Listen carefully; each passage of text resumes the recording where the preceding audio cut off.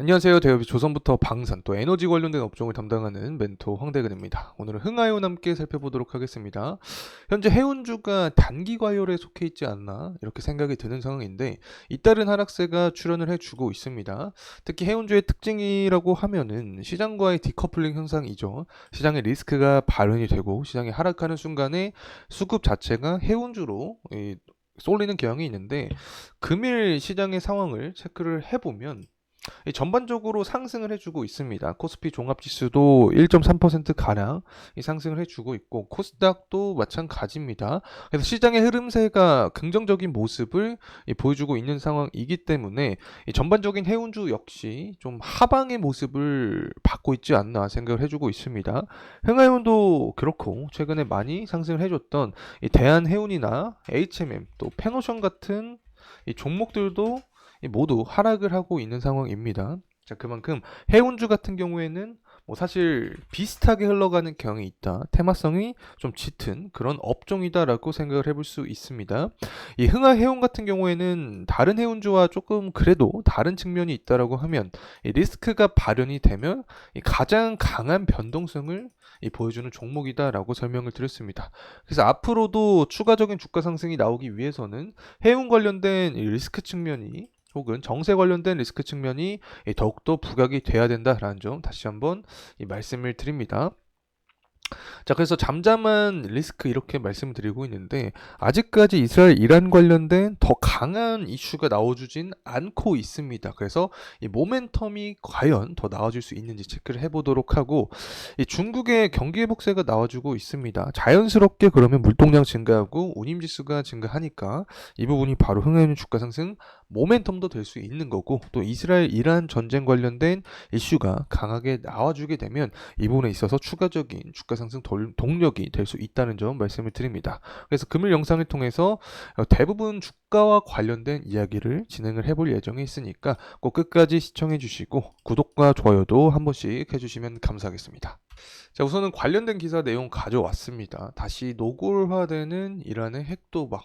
이게 다 중동에 대한 전쟁부터 지금 연장선에 속해 있는 거죠. 아직 11월 대선이 끝나지 않았죠. 대선을 앞두고 정치 일정이 굉장히 많이 자리 잡혀 있는 상황인데 이렇게 대내외적인 이슈가 계속해서 나와줄 수밖에 없습니다. 그래서 이 부분을 통해서 우리가 생각을 할 수 있는 것은 이스라엘 이란 전쟁에 대한 이 모멘텀이 아직까지 유지가 되고 있다. 그래서 7월 8월 전당대회 전에 다시 한번 전쟁 관련된 이슈가 부각이 된다라고 하면은 흥하이온 아까 말씀을 드렸던 것처럼 리스크가 부각이 됐을 때 가장 큰 변동성을 주는 그런 종목이다라고 설명을 드렸기 때문에 강한 모멘텀이 남아있다는 점 말씀을 드립니다. 자, 그리고 나서 발틱 운임지수도 아직까지 흐름세가 좋은 모습을 보여주고 있습니다. 최근에 또 많이 상승을 해줬죠. 이 BDI 지표는 경기 선행 지표라고도 말씀을 드렸던 만큼 경기가 회복되고 있다라고도 생각을 해볼 수 있습니다. 그에 대한 근거 지표를 가져오면은 일단은 제조업 지표 제가 항상 보여드리고 있죠. 이 제조업 지표도 잘 나와준 상태이고 5월 31일 날 추가적인 지표 일정이 예상이 되어 있습니다. 그래서 5월 말에도 똑같이 지금과 같은 패턴의 흐름을 보여준다라고 하면은 이 발티고니 지수도 우상향하면서 이 부분이 흥하이온 주가 상승을 견인하지 않을까 생각을 하고 있습니다. 자, 그리고 무역 수지도 최근에 잘 나와 주었습니다. 그만큼 이 무역에 대한 이 수치가 증가를 하고 있으니까 경기도 탄력을 받고 있다라고 생각을 할 수밖에 없습니다. 그에 따라서 원자재 가격도 이렇게 반등을 해주고 있는 상황이고 자연스러운 해운 경기가 상승하는 그런 근거가 마련이 되고 있기 때문에 업황은 아직까지 견조한 상황이다. 자, 여기에 더해서 추가적으로 흥해운 단일 종목의 특징으로는 해운조 중에서도 시장에 리스크가 부각이 됐을 때 가장 큰 변동성을 보여주는 종목이기 때문에 이스라엘 이란 전쟁을 우리가 다시 한번 이 리스크적인 측면을 기대해 봐야 된다는 점 말씀을 드립니다. 자, 이렇게 정세적인 부분은 사실 시간이 지나면서 변동성을 보여줄 수 있는 그런 상황이기 때문에 제가 영상을 통해서 계속해서 여러분과 함께 할 테니까 구독과 좋아요 꼭 한 번씩 부탁드리고 저와 계속해서 흥하이온 함께 나아가면 좋을 것 같습니다.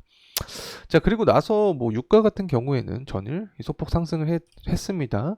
CPI가 둔화를 했다라는 이슈가 나와줬는데 실제로 CPI를 체크를 해보면 일단은 예측치와 똑같이 나왔습니다. 하지만 4월 10일과 비교를 했을 때 실제보다 낮은 모습을 보여줬기 때문에 CPI가 둔화돼서 금리 인하에 대한 기대감이 시장에 반영이 되었다. 그래서 유동성 측면에서 원자재 시장까지 들어와주면서 유가가 소폭 상승하는 모습을 보여주었다. 자, 이렇게 볼 수 있습니다. 사실 이렇게 유가가 상승하면 비용이 상승하니까 주가의 하방 모멘텀까지 이어질 수 있는데 최근에 전쟁에 대한 부분이 부각이 되니까 유가가 상승할 때 운임비도 상승하면서 해운주 주가도 상승하고 있다. 자, 이렇게 말씀을 드렸죠. 이 부분 다시 한번 참고로 말씀을 드립니다. 자, 그래서 가격적인 측면 다시 한번 살펴보게 되면 일단은 흥하용 같은 경우에는 4월 달 들어서 강한 거래량, 매집에 대한 거래량이 나와 주었습니다. 모두 중동의 정세가 악화가 되었고 시장에 리스크가 발현이 되면서 이런 거래량들이 출현을 했는데 최근 들어서는 그렇게 강한 이런 전쟁 리스크가 부각이 되지 않았기 때문에 주가의 하방 압력을 받고 있지 않나 생각을 하고 있습니다.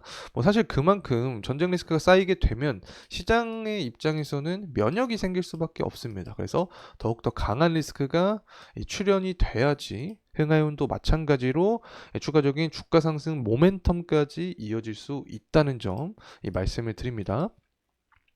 그래서 현재 구간으로 일봉으로 보고 있는 상황인데 중요한 이평선 구간을 모두 이탈한 상황이기 때문에 이 전저점 구간이라고 할 수 있겠죠. 이 4월 25일 날 형성이 되었던 부분에서는 지지를 받아주면서 다시 한번 상승 탄력을 받아주는 게 베스트 시나리오가 되지 않을까 이렇게 생각을 하고 있습니다. 자, 이러한 주가 상승 모멘텀으로는 일단 해운업 업황 관련된 부분도 생각을 해야겠죠.